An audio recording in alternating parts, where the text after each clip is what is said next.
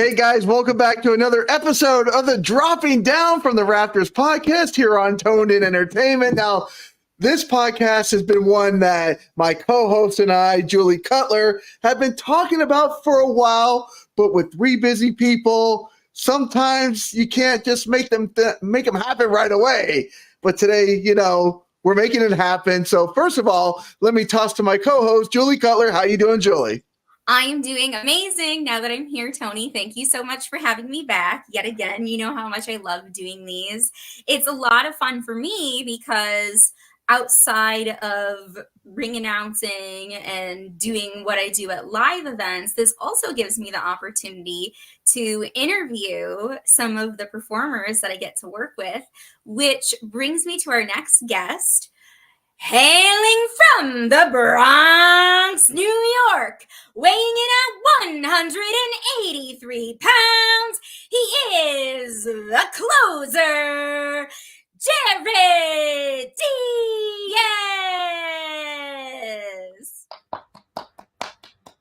Diaz. Fantastic.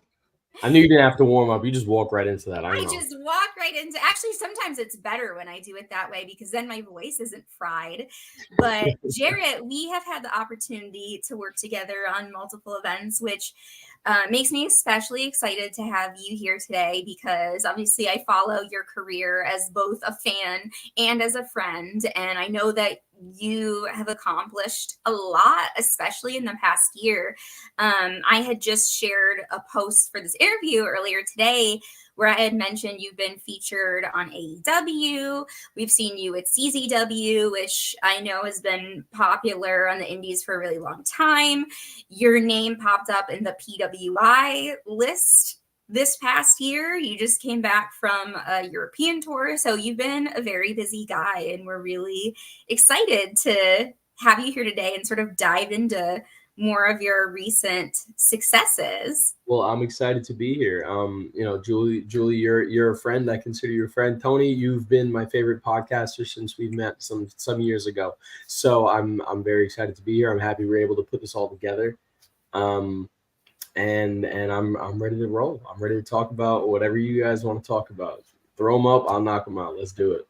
I was going to say last time on the podcast a year ago when I had you on, Jarett Solo, you mentioned my intro was good, but I have to give it over to Julie. I think she definitely outdoes me for my intros, Pretty strong. And she does her research. She knows what's up. She does know what's up. I do my research. I always make sure when I ring announce people that I have all their most up-to-date information. So I hope that I did you justice. I know that you normally go by the closer, but you also have a couple of other different monikers that you use, the Bodega Boy and the Suntan Superman, which from time to time. That's a fun one. I had somebody call me that on commentary once. I was like, I'm keeping that. That's a good one. Somebody else did, and I absorbed it. I thought it was great. And the Bodega Boy, definitely something that has been near and dear since I was really getting started down in Florida, and finding people were really reacting to the New York of me, right? How that part would come out of me from time to time, and how I would talk and how I would dress. And so I just decided to lean into it, and that's how that came to be. But primarily the closer. I get my, I handle my business. I get things done. I'm the closer. Which is actually really funny because one of the first shows that we had worked together this past year for the Wrestling Federation of America, I was collecting everyone's information. I'm still relatively green. I was especially new at ring announcing at the point that this had happened. You gave me your information. You told me that your moniker was the closer. And it just so happened that we had a tag team on the show, Championship Material. And one of the guys from their team also goes by the closer. And I had no idea, and I had not met this guy before. I had no disrespect to him, but I had not heard of him before, so I was completely unaware. And I, as somebody who was new to that show, had deferred to him as he was already a regular part of that roster. And I said, "Bill me as the Bodega Boy. It's cool. I got stuff. He could be the closers at that show. It's fine. I did think it was hilarious, though. I'm a humble guy, you know. I didn't invent it. If somebody has it before me, it's theirs. It's all good. There can be room for more than one closer. There's room. They're just There's two. maybe There's at least two not people on that who one need show, but on the whole, there's room, of course. That's why he's not salty with me that I use it, and I'm not trying to take it over where he's at. It's all good, you know. Right. Well, he's a good guy. He's good people. He's good people. We've got great sportsmanship, and I think that is part of the reason why your name was mentioned on one of the lists in PWI this past year, and your name was it was in a pretty relatively high ranking on the list too. What was your experience, or what was your reaction when you saw that? Did you have any inclination? Did someone tell you about? I had no idea. I had no idea. That's not really stuff that I keep up with. Like, of course, I'm not gonna say I don't see it, right? Because even the highest up, the most important, the most prominent, most popular wrestlers see what people say about them online, and certain coverage that they get. And so I'm not gonna lie to you people, right? I pay. Uh-oh. Jerry just got closed out. What's going on? No, the closer got closed out. Uh-oh. I think the Bronx internet connection. Here we go. He's back. He's back. Okay. He's back. I tried to zoom in and it said no. Okay. No. Anyway, everybody pays attention. Everybody sees what's going on, right? But you try not to put too much weight into it. You try to just keep in mind that these are just people's opinions, and what we do is subjective. What we do is sport, and it's also art. So you try not to give too much weight to too many people's opinions. And something that I learned when I was coming up playing football and getting ready to go play in college was consider the source, right? So when everybody has an opinion on somebody or on something that you're doing, just keep in mind whose opinion it is.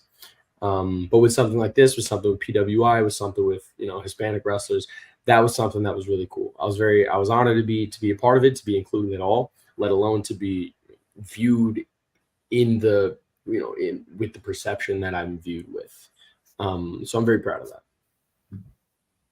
Before I get to my first question, we got Matt Awesome in here, and I'm guessing he's talking about the 183 pounds. Matt, yeah, he's not even that fat.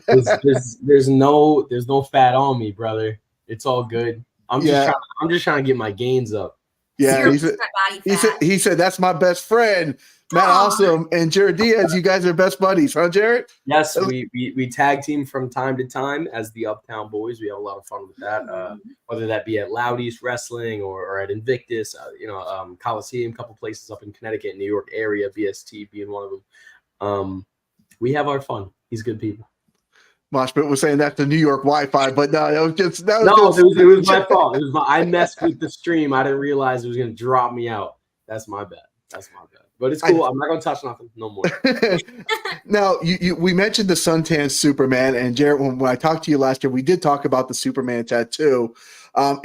We talked about, maybe covering up and stuff. And when I saw you wrestle in Jersey a couple weeks ago, I noticed that you had kind of like, I thought it was maybe for like maybe an injury or something that you were nursing, but I've noticed lately it does cover up the tattoo. Is what you're rocking? Is that to cover up the tattoo, or is that injury related? I like the detective work you're doing. I like that you're putting some real thought into that.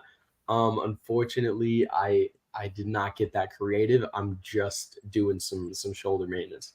Okay. A minor injury that I suffered in England that. Unfortunately, it did require me to miss a show or two. And when I saw you in the Philly area for WrestleMania week, I was just coming back from that injury, but I was still making sure that I was, taking extra good care of it. I'm still wearing that shoulder sleeve right now. When I compete, I'm not in a sling anymore. Like, I have full movement and full strength. It's just something that I'm doing to make sure that it stays safe as it continues in the late stages of recovery. But fair note to notice that it does cover some of the tattoos. I thought it covered it perfectly. I'm like, that's really smart. That's really smart, Tony. No, I'm just making sure I don't get too banged up out here. Okay. Hold on. Oh, sorry. Go ahead, Julie. Oh, go ahead.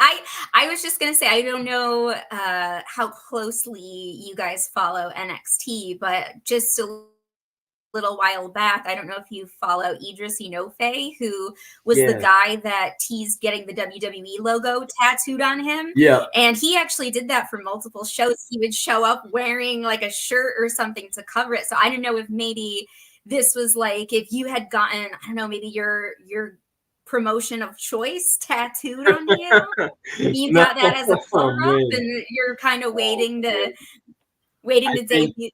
I think it'd be silly to get one knowing that the other might want to pay my bills. That's what I'll say. Well, that being said, I know, Tony, you had briefly mentioned, and Jarett, you had briefly mentioned your European tour, which you had just returned from right before Mania Week in Philly. And I know the two of you have gotten a little bit of an opportunity to talk about that, but I kind of wanted to dive in a little bit more, like what sort of inspired you to say, you know what, I want to go overseas, and how did you make those connections there? What was sort of like your game plan for doing this? Because I know this is something you see a number of people on the indies do, and I'm personally interested in how you go ahead and get that all kind of like set in stone and planned out before you take the trip over. Yeah, absolutely. So, to start off with the origin of the trip and then the game plan and how it actually went down.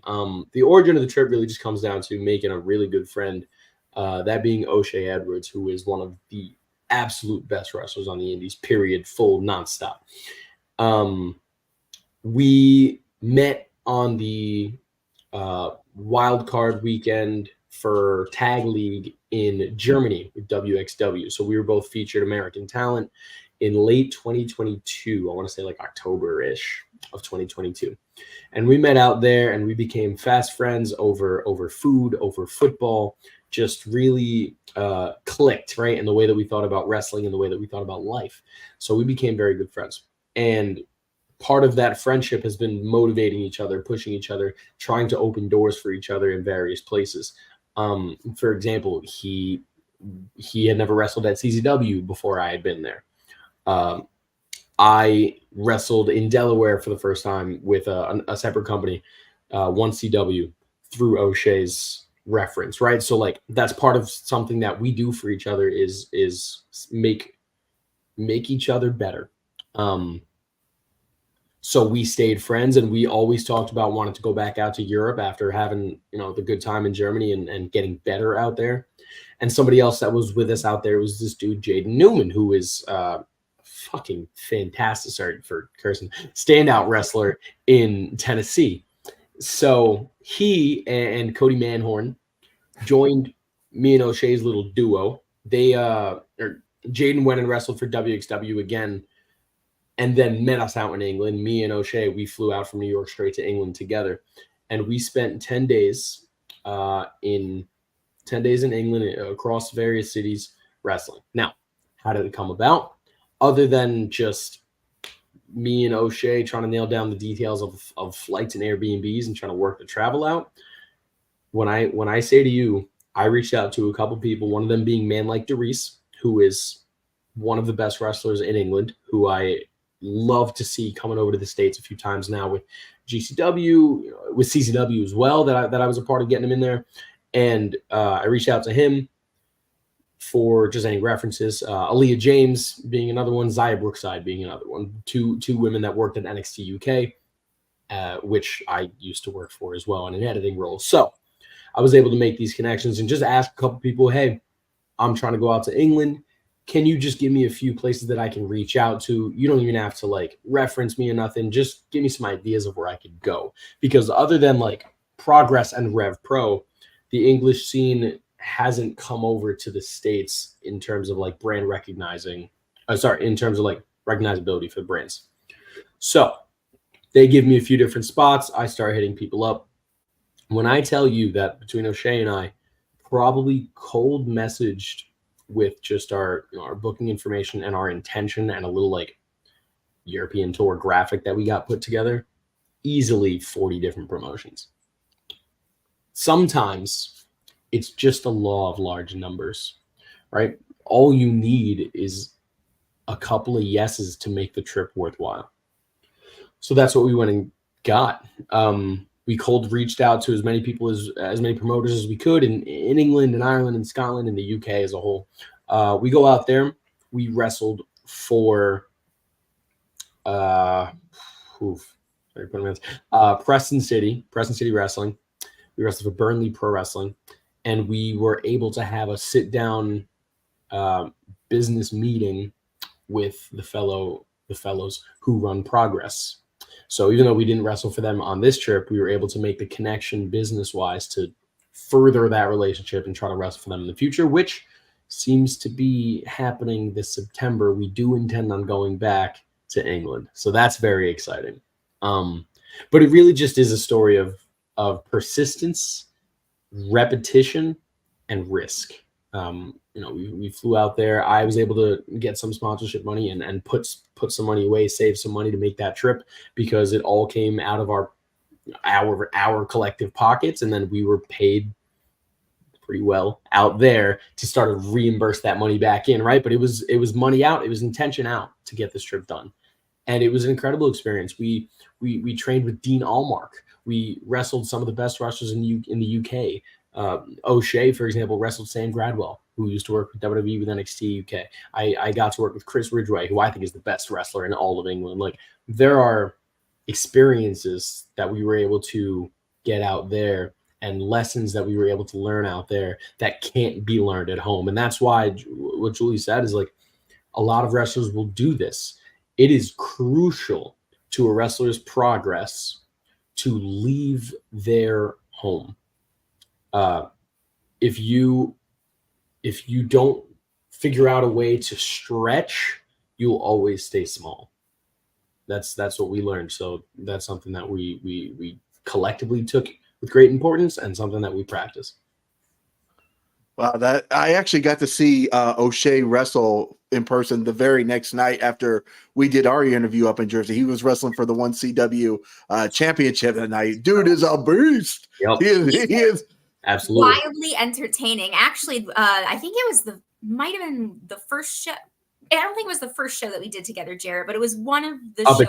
At WFA, that was the second or third show that I was on. Yeah, there were maybe the second show that we did together. I remember December you were booked, and O'Shea was also booked as part of the Bumaye Fight Club. That's my guy. That's my man. O'Shea is a quarterback. Yes, I'm sorry. I think I lost you for just a second. No, we see you, Jules. We lost you for a second. We lost you for a second. Yeah. You're good. You're in. Yeah, we see you. Okay. I think, am I back now? Is my connection? Yeah. My connection was just breaking up. We got you. We got you.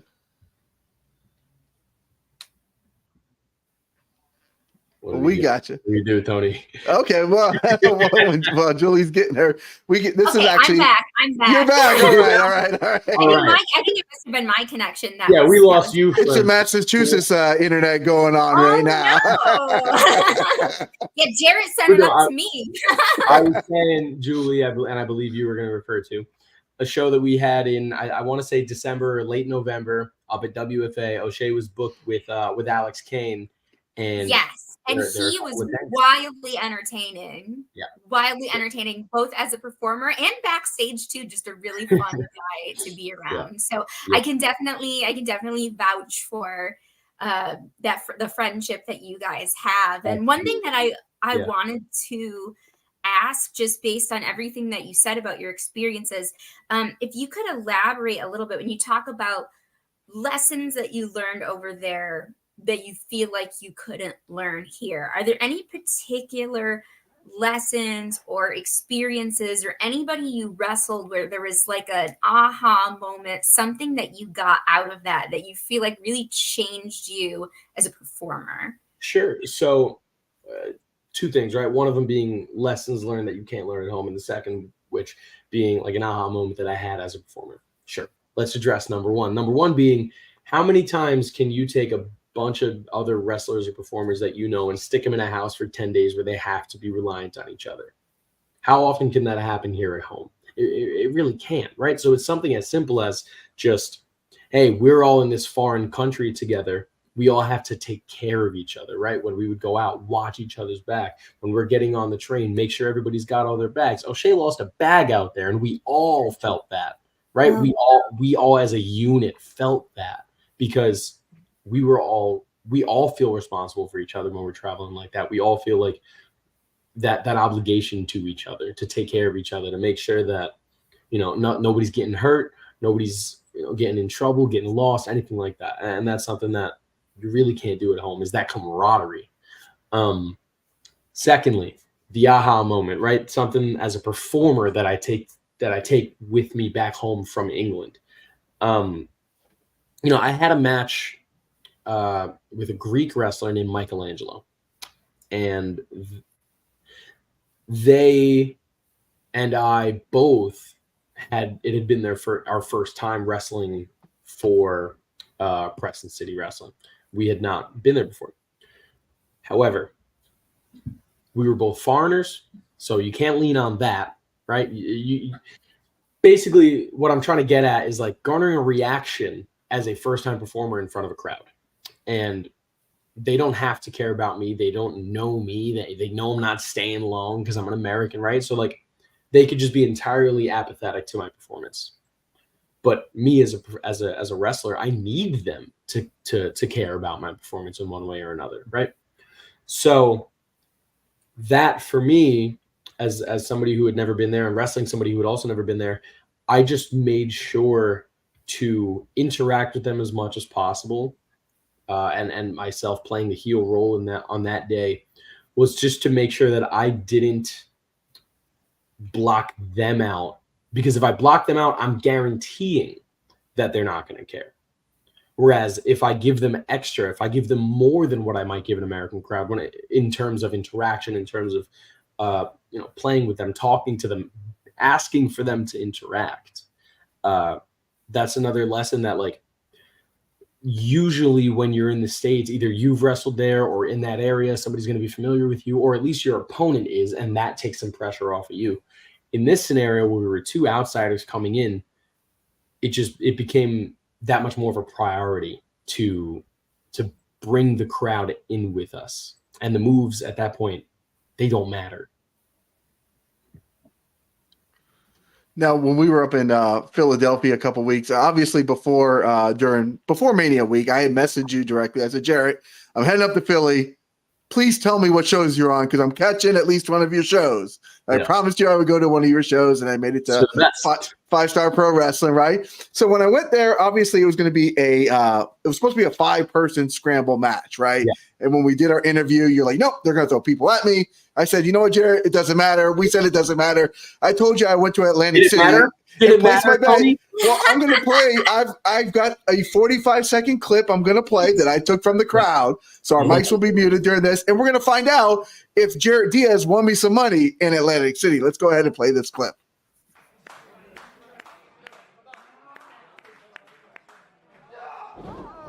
Oh, no. Break it up. There you go. Get that 3 count. Let's go. 1, 2, 3. Woo! He did it. He did it. He want me to money. It didn't matter to me. Look, there's supposed to be a 5-person match, right? To my own deficit, I asked the promoter to throw my buddy a bone, Richard King, and add him to the match. Yes. It became a 6-person match. Guess what? Then I got 2 other people being thrown in the match. I got 2 more people. Listen, it was going to be 5. I made it 6. That's my fault, because then I opened the door for additions. Okay? But when they started throwing extra people in, I'm like, all right, match is going to change. I'm not going to change. I'm still going to win. It'll be fine. And wasn't it? It fun? They literally threw every person in the locker room that didn't have an assignment in that match. I said, it doesn't matter. Exactly. It didn't matter. Boom. Thank you. Thank you for the vote of confidence. Thank you for betting on me. And I'm glad that I won you some money, because I made some money myself. Definitely. I owe you a drink the next time I see you. Yes, please. Let me circle back real quick to something that you said, Jarett, because you mentioned your friend Richard King, Rich Adonis. And I know not only are... Excuse me, Richard Adonis. Yes, Richard Adonis. Yes. Richard Adonis. Yes. So I know that not only are the two of you friends, but the two of you have also tag teamed together multiple times in the past as the Rapture. Is that something that we are going to see a resurgence of perhaps at some point in the near future? What does the tag team scene look like for you these days? Here's the thing. I love Richard. Richard loves me. I love Jay Sky. Jay Sky loves me. I love Matt Awesome, and Matt Awesome loves me too. I have a tag team, the Uptown Boys. I have our faction, the Rapture, Richard, Jay, and I. And I have a theory about life, about wrestling, is if you want to go fast, go alone. If you want to go far, go together. It is crucially important to me to have people that have your back. I just talked about it with England, right? I went with some people who I trusted, who trusted me, and we handled it as a unit. 87 churches, that's the name of that group. But Jarett Diaz, primarily singles wrestler. As much as I enjoy teaming with my homies, and I'll have this tag team match with Matt, and I'll have an occasional trios with the Rapture, Jarett Diaz is a singles wrestler. Jarett Diaz wants singles gold. That is the main. That's the main focus for me. Now, I actually, we were in Philly that whole weekend, and I did see you one more time, but we didn't really run into each other. I saw you at Suplex Mania out there during the block party. Actually, my wife spotted you, but you were on the other side. Of course, there was like 2,000 people in this like area, right? Yeah. But of all this sea of people out there, two people stood out to me. It was Jarett Diaz and Richard Adonis because of how freshly dressed you guys were out in the crowd. They are. I mean, everybody else is in sweaters and, wrestling gear. And here comes these two guys looking like freaking rock stars out there at Suplex Mania. So is it something that's always important to you, no matter where you go, to look as sharp and as fly as possible, Jarett? I'll be honest with you. No. That's not something I usually think. Like, okay, so as a New Yorker, right, as somebody who's from the Bronx, where the drip is always at least a little bit important, it is on my mind to be presentable, especially when I come to shows, right? I want to have at least like a fit that matches, a fit that looks good, that makes me look good, got the, the clean Jordans on or something, right? I want to make sure that I'm looking right when I'm coming out in public. But Richard has always been, from very early on of our career, traveling, has been very set on like drawing attention when it comes to his outfits, always dressing nicely, always dressing formally. And since I've come back from England, another lesson that I learned is when I'm out there, I'm at work, right? Because there were times where I was at play, but there were also times where I had to be completely professional, completely focused, and at work, right? Because the indies are fun. Wrestling is fun. It's a show. It's entertainment. It's art. It's sports, but it's also our jobs. So I guess something clicked for me when I was out there in England. I just celebrated my birthday as well. I hit 28, and I guess it just kind of clicked on me that like I'm an adult. I'm at work. I'm a professional. I take it very seriously, and I want everyone around me to know that. So, and I think that you bring up a really good point with that, Jarett, because something that I think my connection's breaking up. Yeah, we got you, Julie. We got you. It broke up for a second. Yeah. Okay. So something that I've heard a lot just in the seminars and events that I've been able to attend, a lot of coaches and mentors trying to sort of hone in on the importance of being prepared at all times. Like if you're going to a show, maybe to watch your friends, or if you're going to a show just to try and be involved, helping out in the ring crew, maybe going on food runs for the other talent, just trying to be seen at a promotion. They're saying always have your gear with you, always be prepared. You never know when an opportunity is going to come up. You never know when they're going to need somebody. You never know when someone else is going to duck out and they're going to need somebody.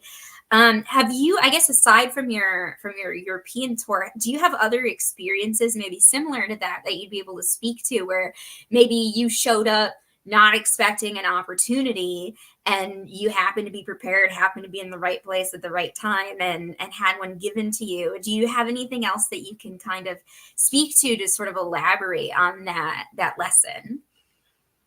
Yeah, I actually, last year, a little bit over a year ago now, I got to wrestle at Revolver, and they were basically running something online on Twitter where it was like Speedball Mike Bailey Open Challenge. Tweet at us and tell us why you think you should wrestle Speedball Mike Bailey. And I had met Speedball out in Vegas a year prior for like Double or Nothing weekend or Money in the Bank weekend, whatever weekend that they were doing for 2022. And I had met him, and just briefly in passing, just wanted to tell him, hey man, I'm a big fan of your work. I've been following you for a long time. I'd love to, pick your brain when I get a chance. Fast forward to WXW in Germany. He took the time to watch my match. Didn't even get a chance to ask him, but he did. And from then on, I was able to learn from this guy anytime I would come across him, or if I had a question that I could just hit him on Twitter and he'd answer, right? So like developing somewhat of a mentor-mentee relationship with Speedball, right? Not on a talking regularly level, not on a super personal level, but in a workplace level.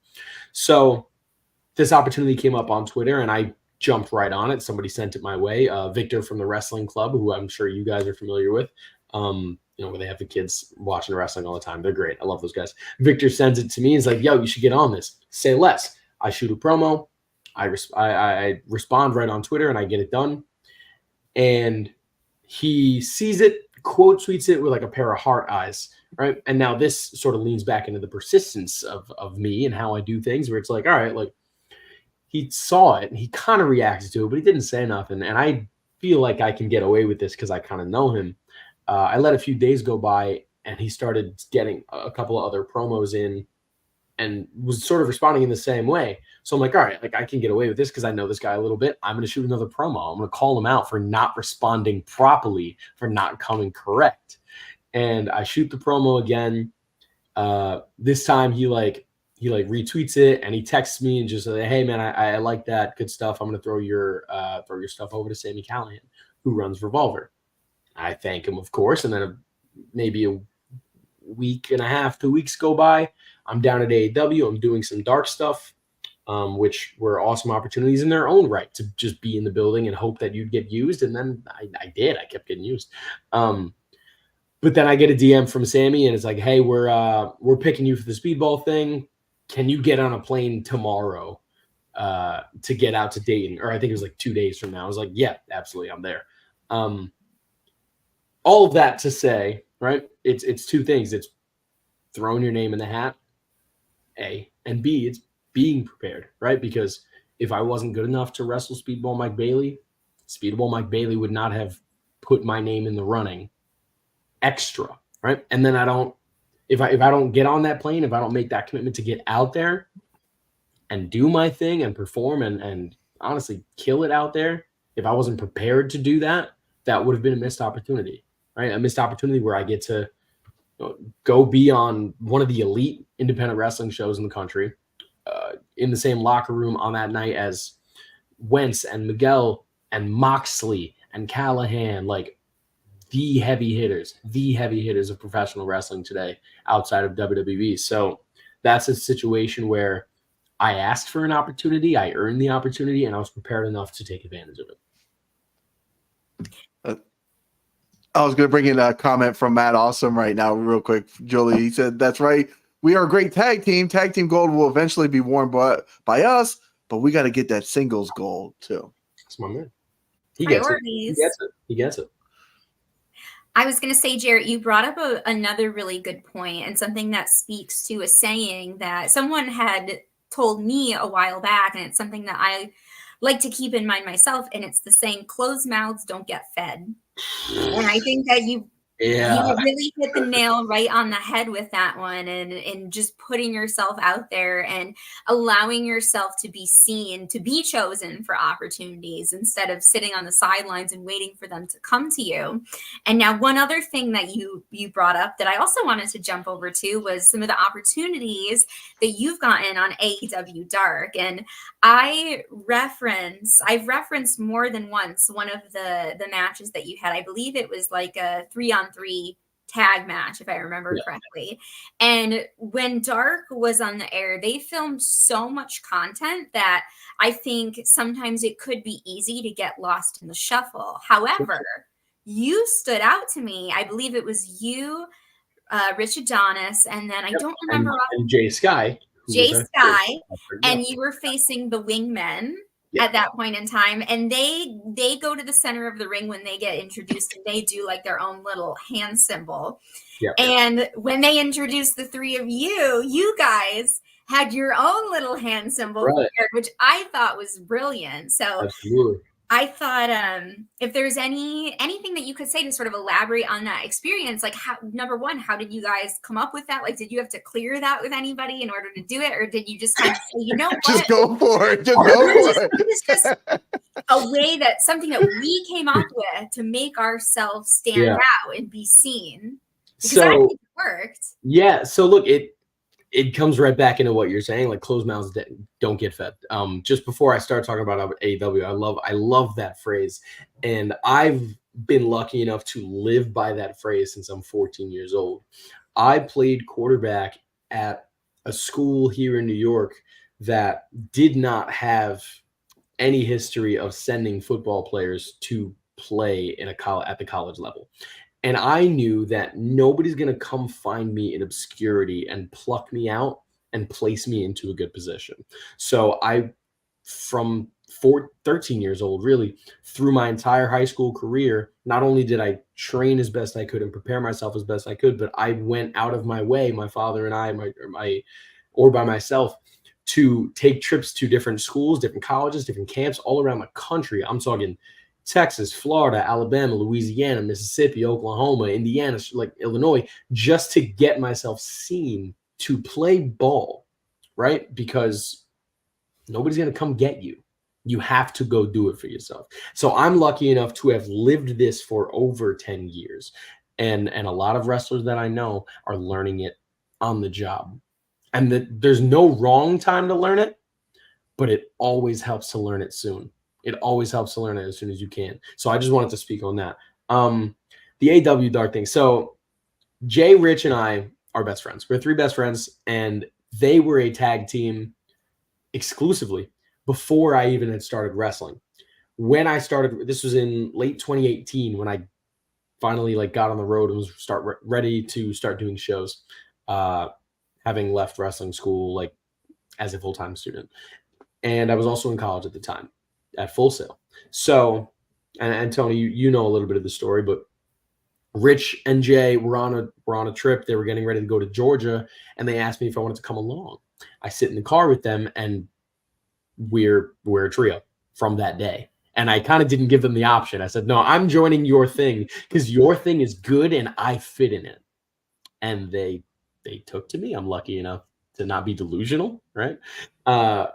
And we then became a trio. We would travel together. We would travel together often. We would have matches together often, specifically at a place called ACW down in Port Richey in Tampa, Florida, which was owned or is currently still owned by WWN, who used to run Evolve and FIP. They still run FIP and Shine. But that was where we sort of came to be as a group, as a unit. So even though I've moved to New York and they've spent some time doing more singles things, we come together anytime we're called upon to do so. So we're all at AEW taping in Orlando at Universal, and they in the office, they who run the extras, they who run the recruit talent, young talent, they knew that we were a trio. So they made the mistake of booking us as a trio because we have a presentation. We knew we know what we do. We have stuff together as trio when it comes to moves and stuff. And obviously we didn't have the opportunities to do those things, but we knew if we're going to do anything, we're going to make it known that we're a group, not three random dudes who got put together. So I think to myself, I'm like, hey, guys, they announced us already in the ring. We're preloaded, but let's just do our group presentation, that little mini version of it. Because if they don't like it, they'll cut it. Right. We're not going to get in trouble. They'll just cut it in the editing room. It's fine. Because that's the good thing of what they don't tell you about doing work with AEW as a non-contract talent is there is a lot of freedom in what you're able to do as long as your agent is good with it, right? Whatever producer or agent is going to be with us in that match. And I think for that night, it was Colt Cabana that was with us. We didn't have to clear anything, which was great because like I said, if they didn't like it, they just would have cut it, and they didn't. So we got away with one. Well, I thought it was great because, like I said, there's so much content when they were doing AEW Dark and AEW Dark Elevation. There's so many people, and it's amazing in the sense that it gives so many independent wrestlers opportunities to be seen and also opportunities to work for TV. Absolutely. But there's also just so much content that it's like, how do you stand out in the shuffle? And so the fact that you guys incorporated that was something that I thought was funny right away. And so right at the beginning of the match, that's a way that you guys allow yourself to be different. 100%. And look, there are a dozen different ways you could say that AEW Dark could have been done differently, or Elevation could have been done differently. But that's neither here nor there. Whoever was used for it, whether it be once or in my case, a number of times, we all have an appreciation for those opportunities because it put us in a position to get better. It put us in a position for more people to see us, to do things and learn things that we haven't yet done. Like I had the luxury of working at WWE for enough time to understand how wrestling for TV works. But a lot of people don't have those opportunities. A lot of people aren't fortunate enough to put themselves in those spots or to be put in those spots. So for a lot of us, it was our first time working to, I guess, an elevated level, not to pun with elevation, but to a level that the independents just don't afford us.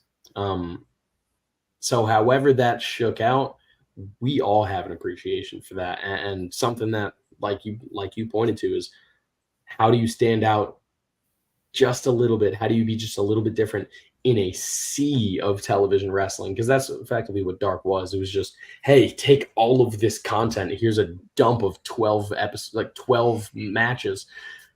How do you get somebody to care or notice you is just by trying to take advantage of every little opportunity that you get as an extra.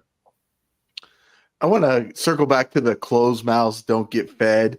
I think that's such a great point. But as we've talked about, Jarett, you've said to me before, you like to do a lot of talking in the ring. You like to do a lot of talking outside of the ring. So is maybe not having a closed mouth at any point maybe got you into a little bit of trouble? Good question. I have had my fair share of squabbles, is what I'll say. Okay. Now, I keep it professional, right? When I have a disagreement with somebody, I try to handle it professionally, whether that be a promoter, another wrestler, a friend, whatever it may be. I just try to handle it as ethically and professionally as I can. But to answer your question, it's happened. It's definitely happened. I don't want to get into too much detail or name. We don't have to. I definitely had to talk my shit a little bit. Now, I kind of wanted to circle back to something else we had talked about a little bit earlier, because it's going to segue into my next question. I know you had mentioned your European trip. You've mentioned your close friendship with O'Shea Edwards. And I remember specifically a while back, you had put out a list on your social media, and it was a list of people that are sort of on your like imminent bucket list to wrestle. And I believe, if I remember correctly, there we go. I had it ready. We didn't even talk about this, but I knew it was going to come up. Yes. No, that was great. You're so prepared. Well, I was going to ask, O'Shea Edwards is on the list. I had remembered that. So have you had the opportunity to work yet in 2024 with anyone else on this list? Or is there anyone in mind specifically that you're like really itching to step toe to toe with in the near future? And maybe you'd like to use this opportunity to call them out. Sure. So I had a lot of luck when it came to matchmaking last year. I was able to scratch off more than half of those names that I had put out last year in 2023, right? Scootable Mike Bailey, Jordan Oliver, Rob Martyr, a bunch of those. And I was very grateful for those opportunities. This year is not shaken up as luckily. I wrestled Flash Waller, who is somebody that I've known since 2020, and we've crossed paths on so many occasions, but had never wrestled each other. So I was very happy to get that one down. But if you take a look at some of the names on that list, I keep rubbing shoulders with these people, right? O'Shea Edwards being one of them. Chris Bay and Trey Miguel being some of that. Rich Swann I was able to cross off last year as well. I ended up that. He's got to do a number of times, right? But this year I just haven't been able to get those matches made for one reason or another. There have been some health setbacks that I've dealt with from time to time. A couple of nicks and minor injuries here and there. Getting pneumonia last week was no fun. Like, there are definitely a couple of things that are obstacles this year, but I stay positive and persistent on getting matches like that done. And just because the names on this list don't get scratched off this year, that doesn't mean they won't carry over to next year, right? These are just people that it's not about popularity. It's not about being the flavor of the week.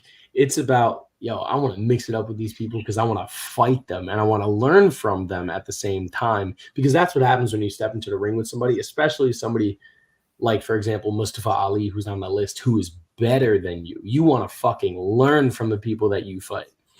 Now, somebody who might not be on that list, but I was very happy to mix it up with, that I wanted for a long time. I just wrestled him last week, Gabriel Sky. I wrestled him at Invictus. Ooh. And he did pull the tights to beat me. He did cheat big time. Of course.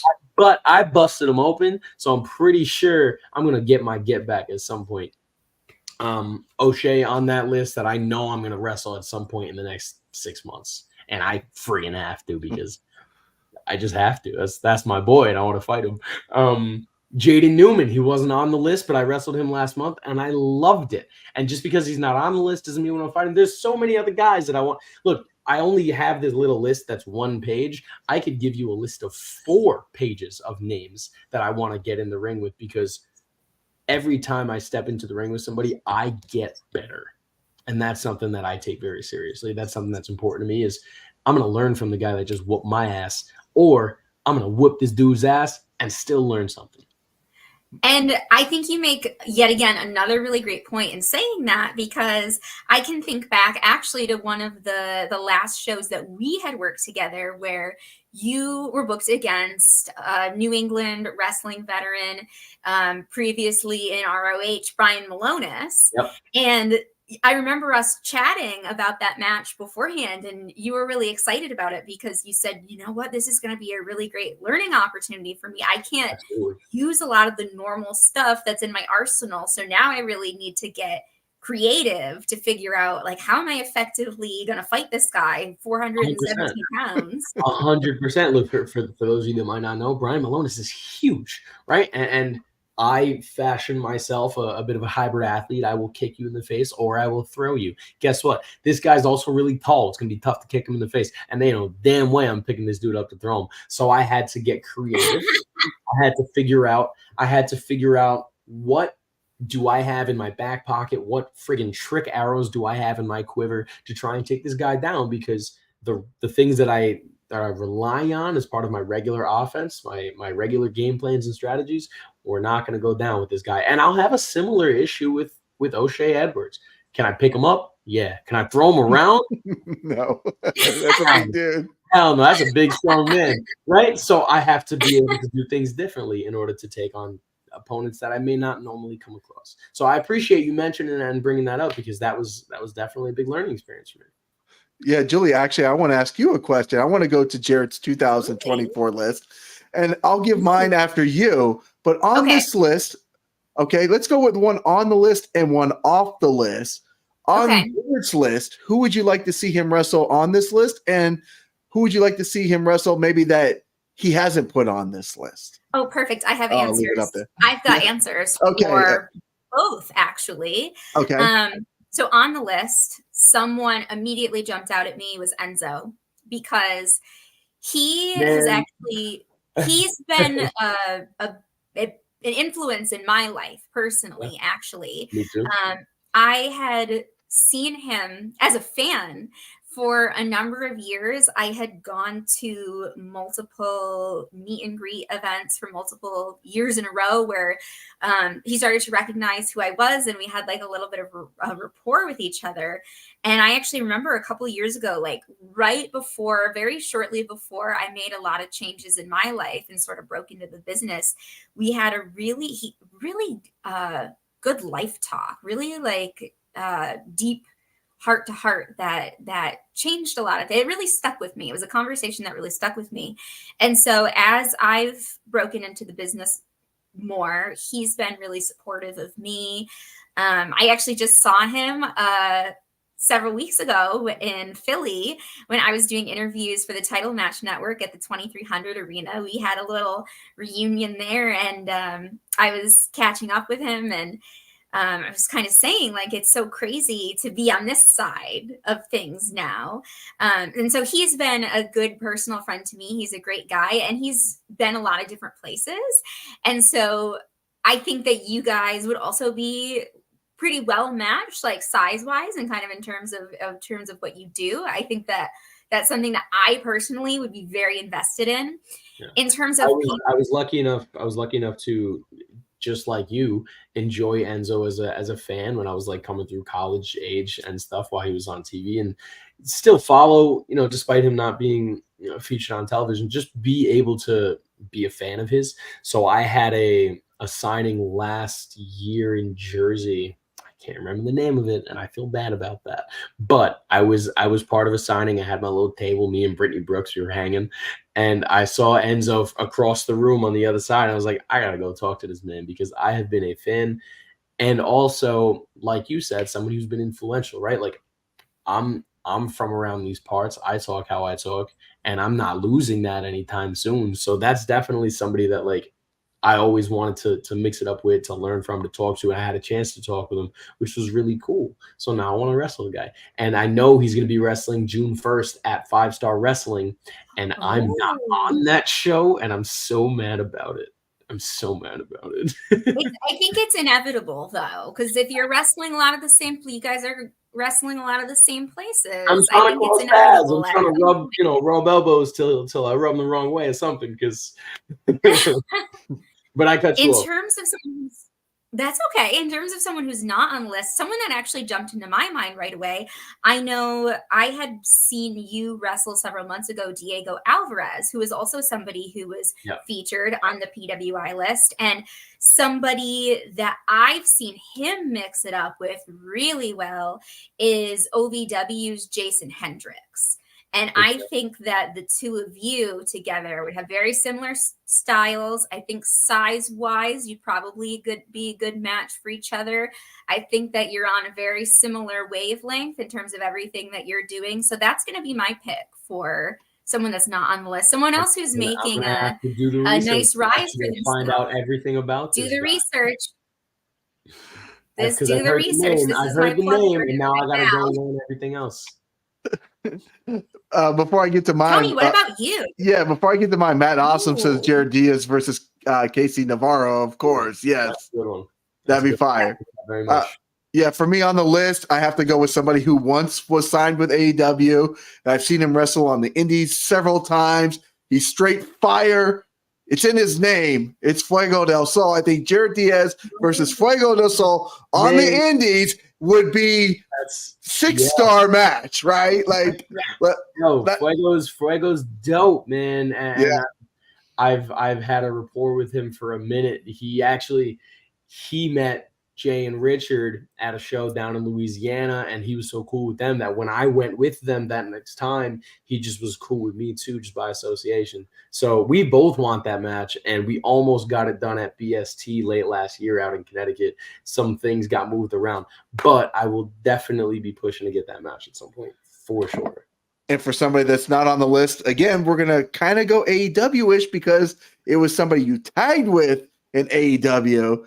And I would like to see you come down here to CCW and wrestle Ariel Levy. I think that match, Jarett Diaz, Ariel Levy, would be freaking fire down here in Hialeah. You know those people? Go tell CCW I wanted, because I am happy to come down, wrestle Ariel Dominguez again. Go get QT Marshall and mix it up with Ariel, because Ariel Levy's very talented. He's good people, so I'd be down to come through anytime.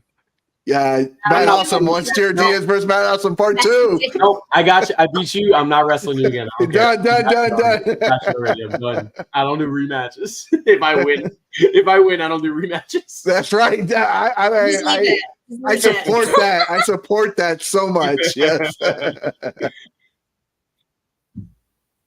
Well, now, Tony, I think that we've got some work to do, some messages to send to get some matches booked. Definitely.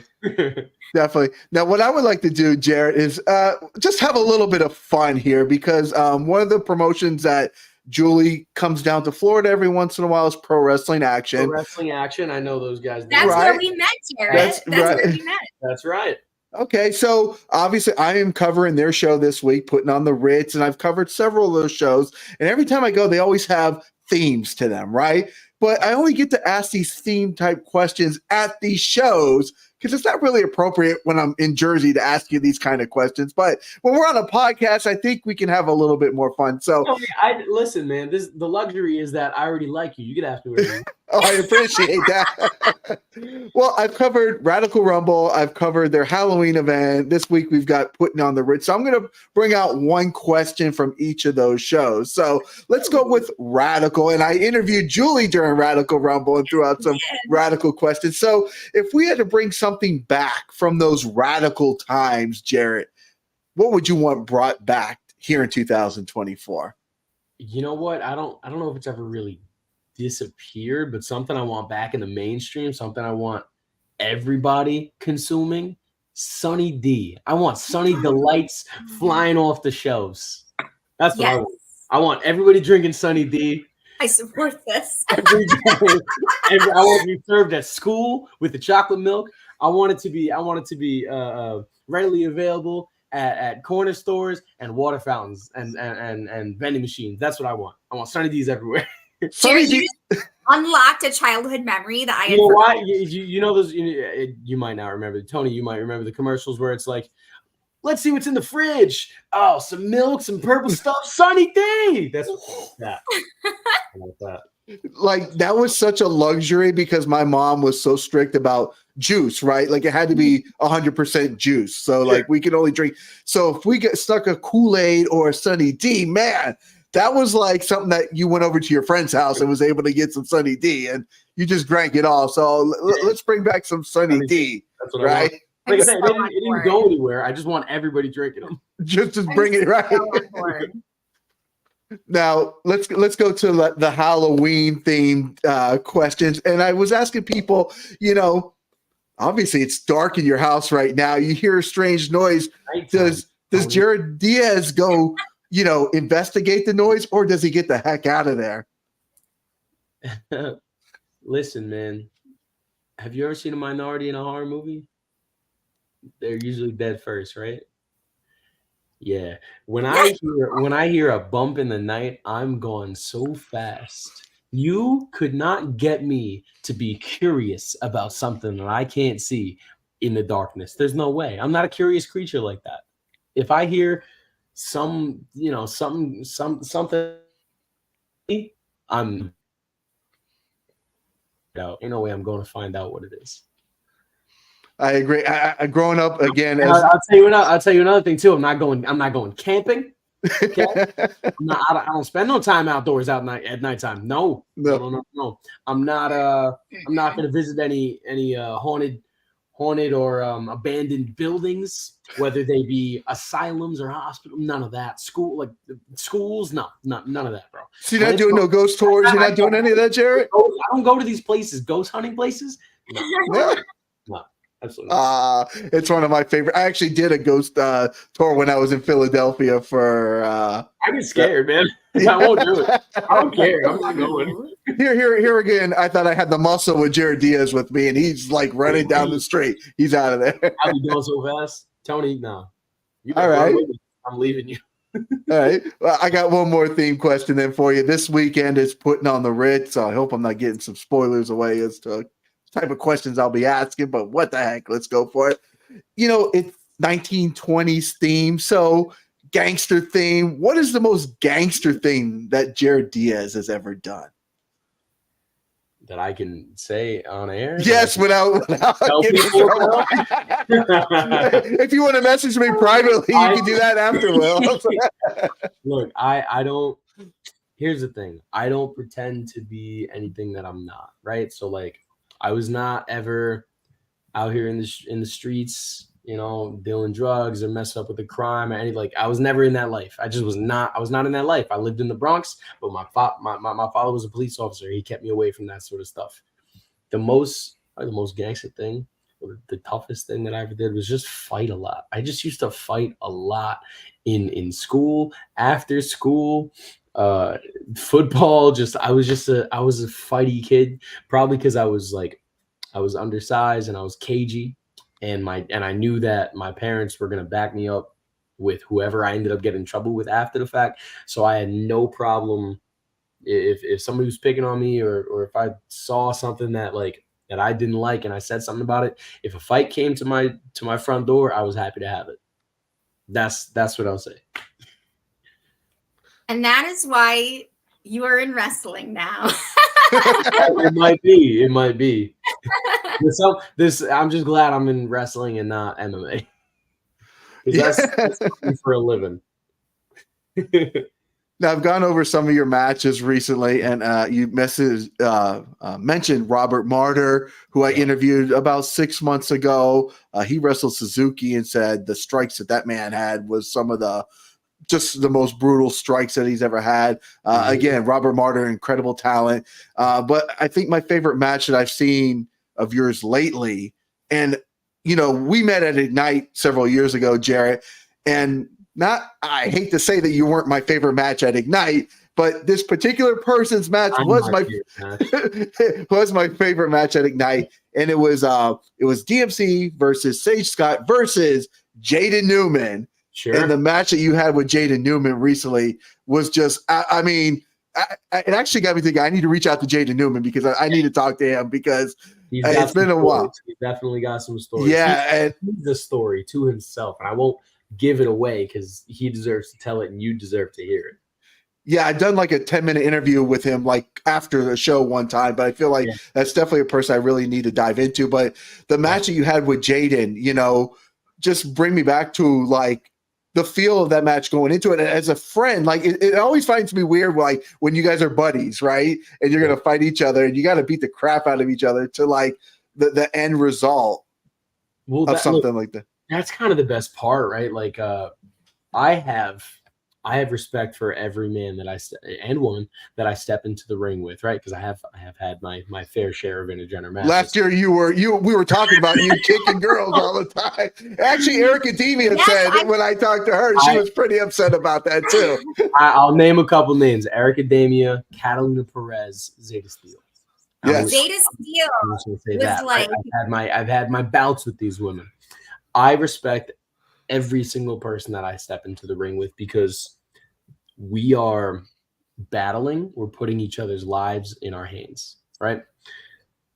The best part about wrestling a friend, and I mean a true, genuine friend, somebody like Richard or Jay, somebody like a Jaden Newman, is that there is so much trust there that our motives are the same. Right?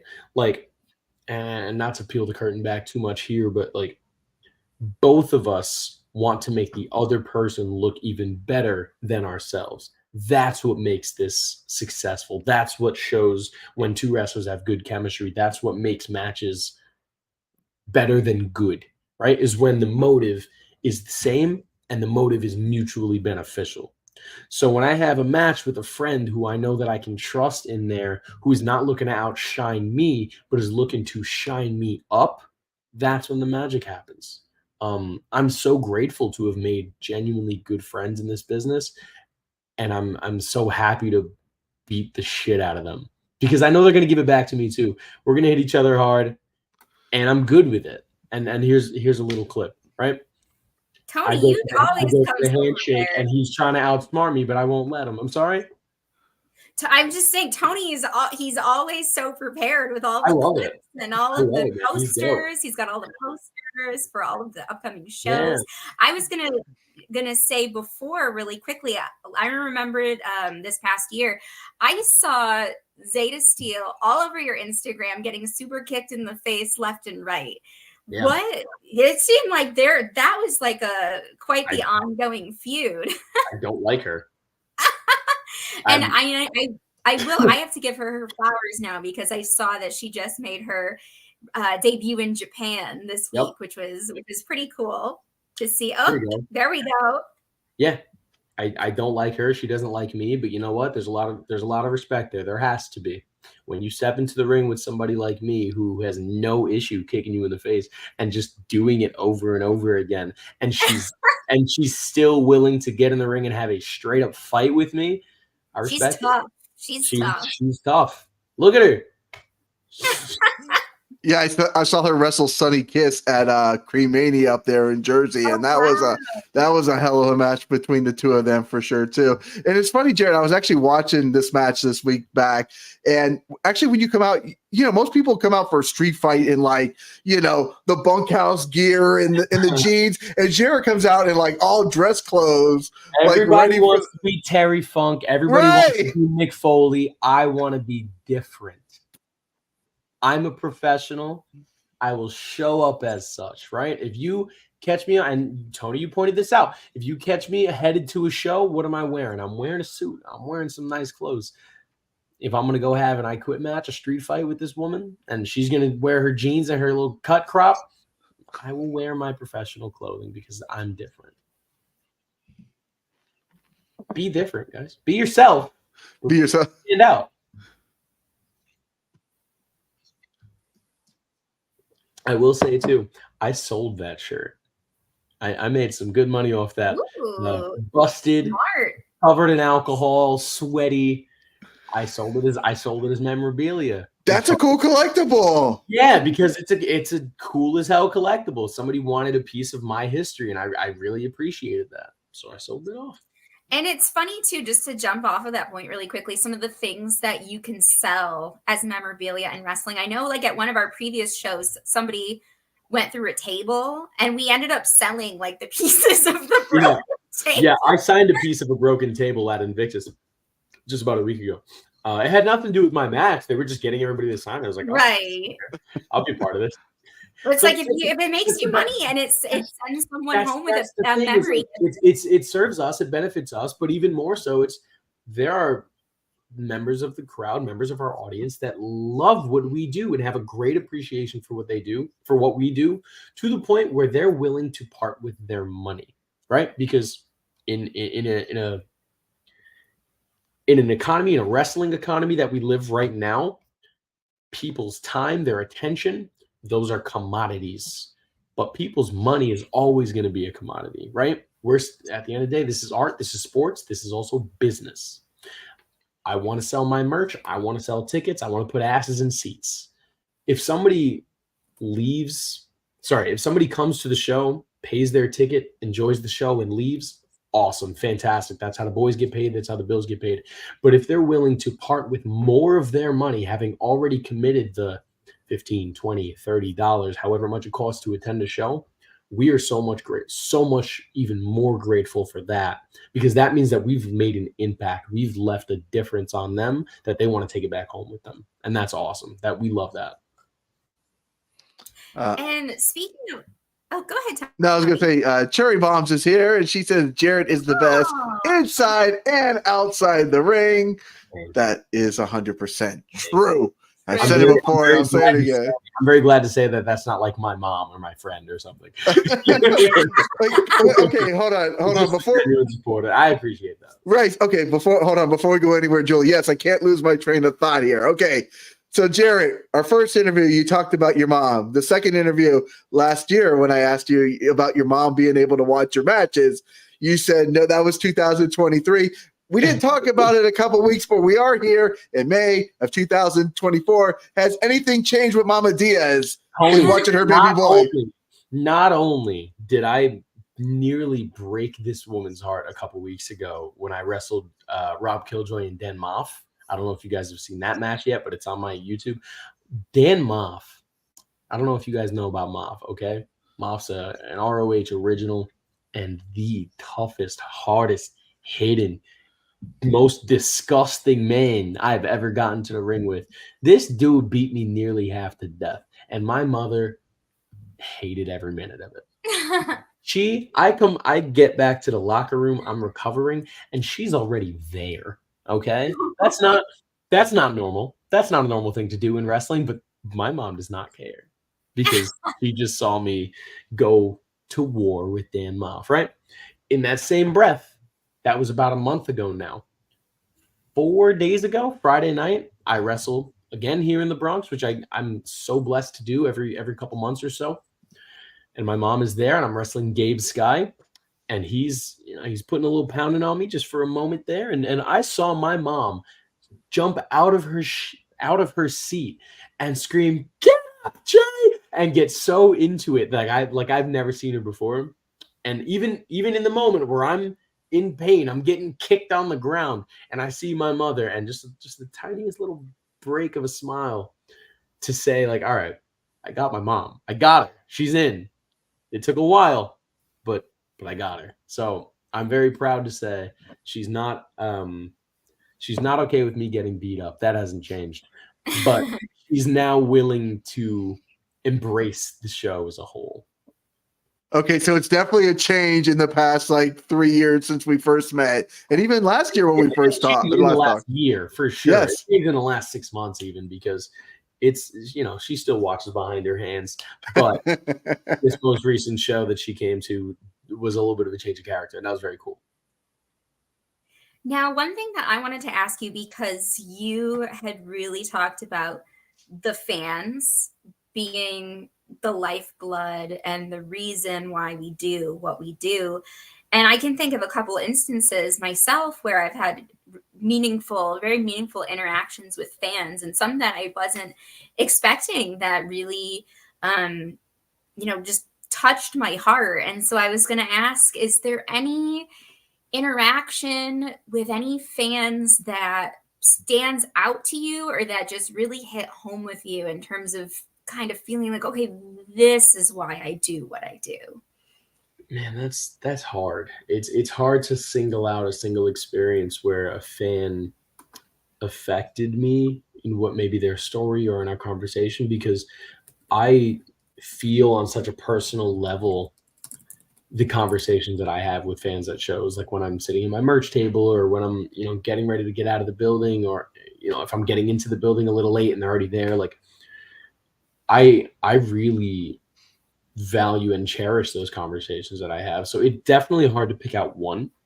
I will say that not to say more, but a little bit of a different thing that I can think of more specifically is the interactions that I have with young wrestlers at this point in my career, because I'm by no means a veteran. I'm still learning so much, but at the same time, I'm almost 6 years in. That's not nothing.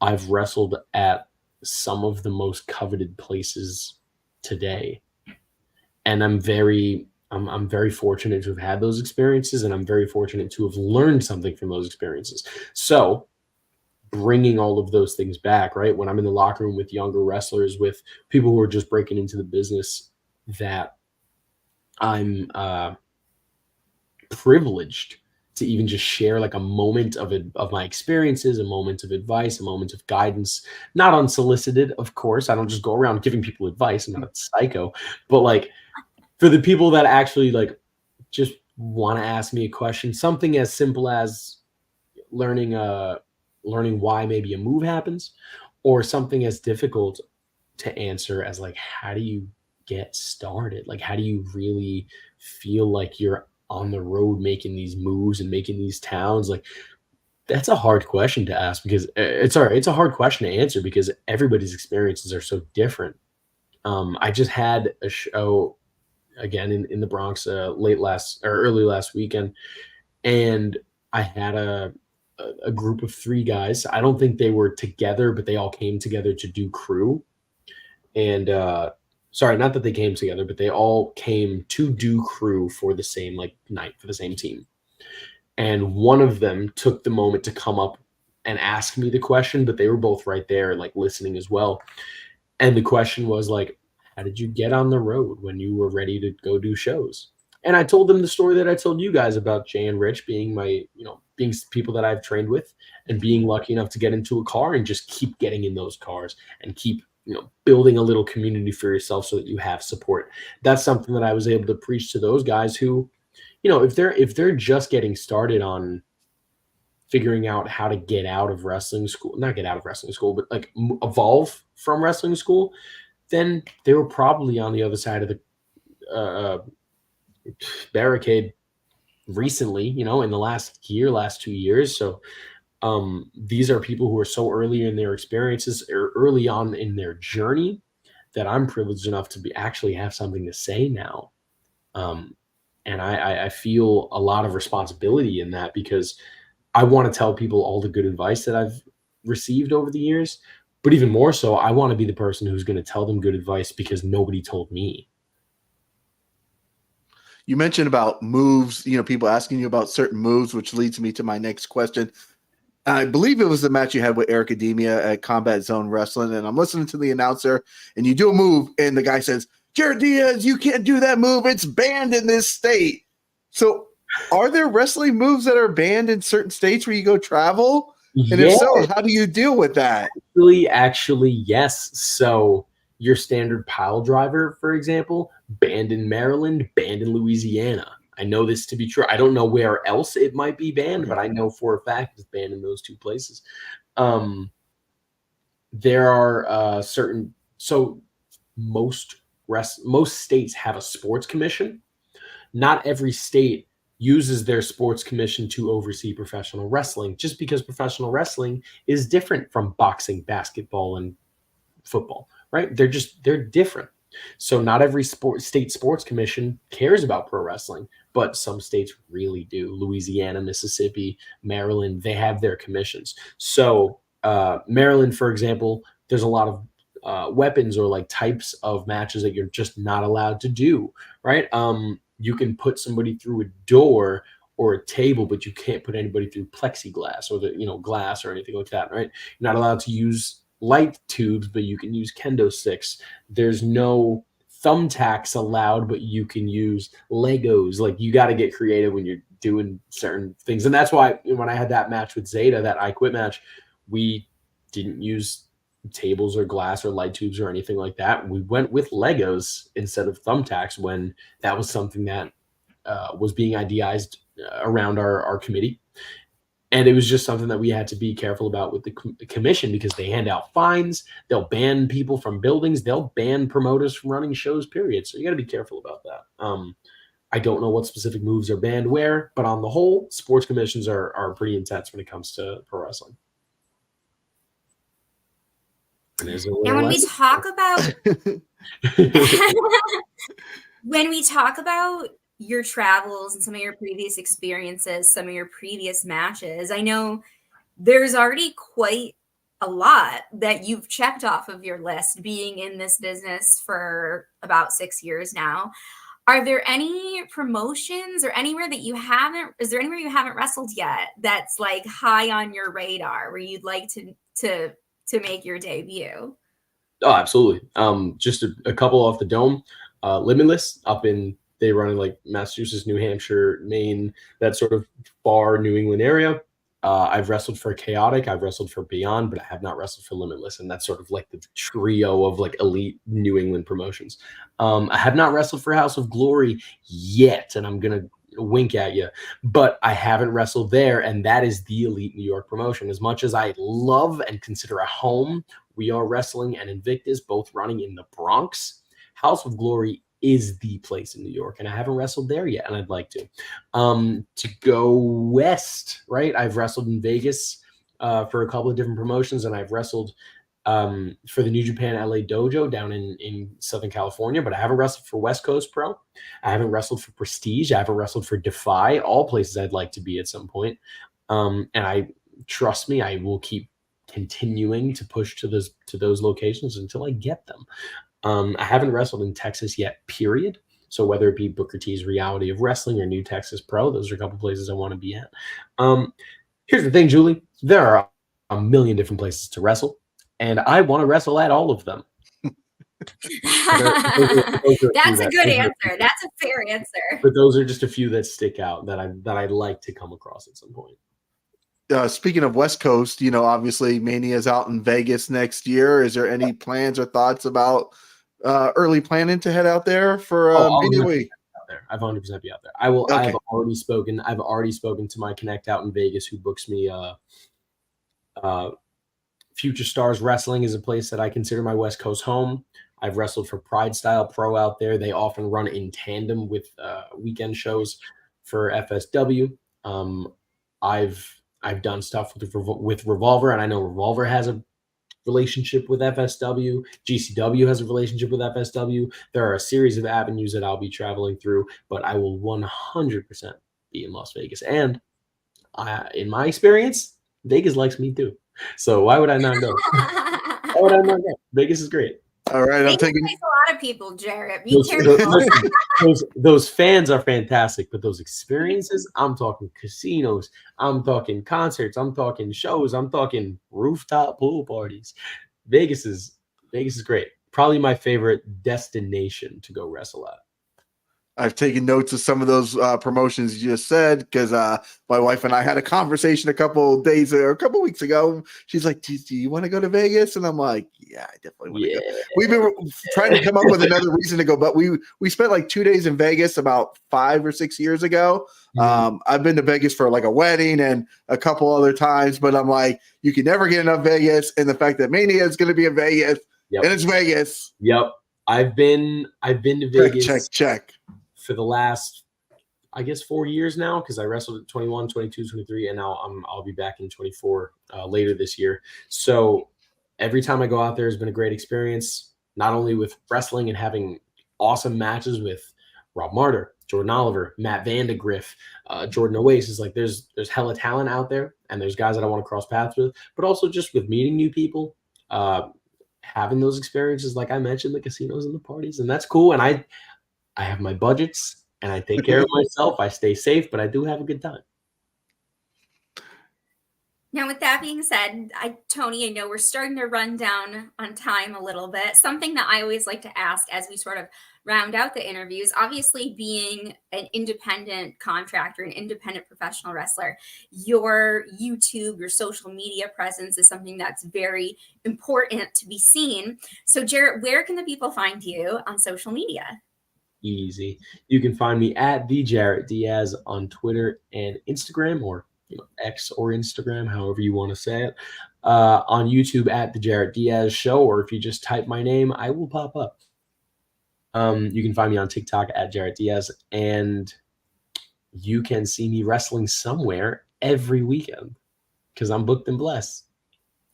And I think that probably leads very well into our next question, which is, where can the people see you next? What is on your agenda? There it is. This weekend, I believe May 25th is the date. That's a Saturday. I'll be in Orwigsburg, Pennsylvania at AXW.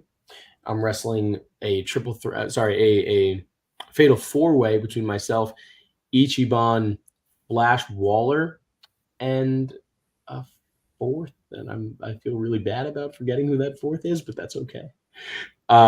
It's a surprise. It'll be a surprise for the fans. It's I'm gonna be surprised because I gotta go check it closer. You can catch me at New Age Wrestling every month. I am the junior heavyweight champion there. My next date there will be June 15th, and I'll be wrapping up my first year as champion. So I'm very proud of that one. Ooh. Where else can you find me? Just keep up on my socials. You'll figure out where you can find me. Very nice. So I do have one more question. Obviously, being up in the Philadelphia area, I got a little inspired up there. Went and saw the Rocky statue while I was there, and I was like, man, I'm a huge sucker for Rocky IV. It's my favorite one. I think it has the best training montages in all of movie history. I just love it. So if they had to make a workout training montage for Jarett Diaz, what song are you putting it to, Jarett? That's a good question. You know, I do spend a lot of time on TikTok these days, and I'm seeing a lot of different things like that, like little workout montages, and that's just how my For You page has ended up. If I had to pick a song right now that I'd put a workout montage together to, it would be Everyday Hustle by Future featuring Rick Ross. That's definitely something that's been on regularly with my workouts, and I can see myself putting a little cut up together to that. But I'm gonna say this: is Rocky IV is the workout montage in Rocky IV? I know it really set the tone. Is it better than the Creed montage? Running through Philly with the kids on the motorbikes around them. That's a good one. That's a good one. I challenge you to go revisit it. Okay. Not to compare him, just to see how it makes you feel. Oh man, it's at Rocky IV. It's that there's no easy way out. There's no, it's just such a that's song. It's incredible. Right. I'm not putting it down. I just want you to go rewatch it and see how it makes you feel. And then if you want to get back to me, you can hit me in a DM. You can text me, do whatever you want. But I want to know. We will. I have no problem going back and watching the Rocky matches. Now, this week, it is the Fatal 4-Way. Brandon Lee, Jarett Diaz, Ichiban, and Dustin Waller. We got it. That bastard. Listen, I beat him already. Okay. That's why I forgot about it. No, it was not a singles match. We've yet to face each other in singles competition or even a multi-man. It was a 6-man tag where we faced off. But my team, myself, Sebastian Cage, Jaden Vallow, we beat his team. That was Hawthorne, Thespian, Jay Sky, who I was happy to fight that particular day, and Brando Lee, right? But my team beat them. So I'm looking forward to putting Brando back in the ground. Ichiban, I beat for the Paradise Alley Pro Wrestling United States Championship in 2022. But he's beaten me to retain that title as well. So I kind of owe him one. And Flash Waller, who I wrestled for the first time just back in February 2nd at We Are Wrestling. You can catch that match on my YouTube channel. And I beat his ass. So I'm happy to do it again. Lots of asses will be beaten